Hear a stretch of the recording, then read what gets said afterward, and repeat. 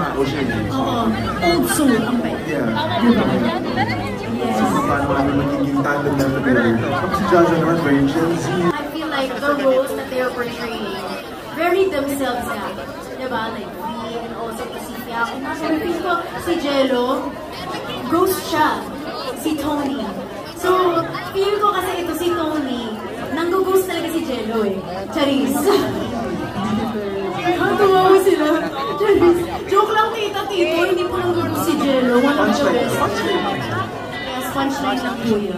Okay, so again, for those of you who are posting on all your social media platforms, thank you so much to our friends from the media for being here.